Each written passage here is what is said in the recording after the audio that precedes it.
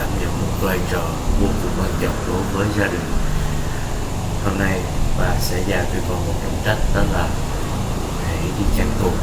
Khi mà con đi chăn cừu mà nếu mà giả sử như con bất gặp thấy sói thì con hãy la lên là sói kìa hay là sói kìa dân làng ơi, mọi người ơi, thì bọn ta với dân làng sẽ ra để cứu con, nghe chưa?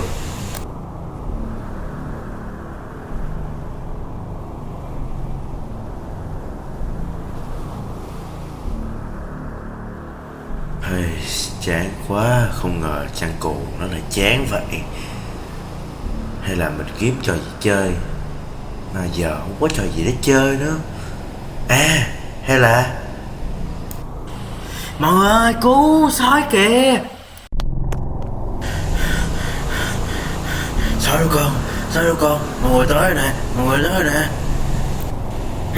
Mọi người đã bị lừa rồi.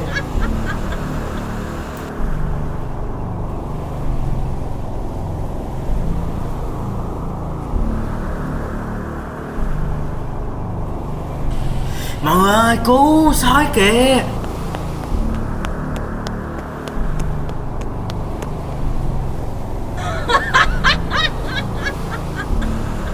Mọi người đã bị lừa rồi.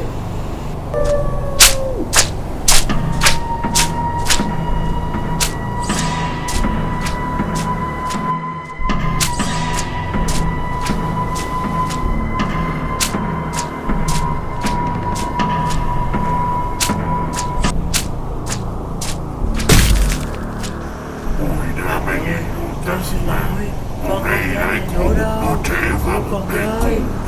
Ôi thật là tuyệt vời, ta cuối cùng cũng có đồ ăn đêm rồi.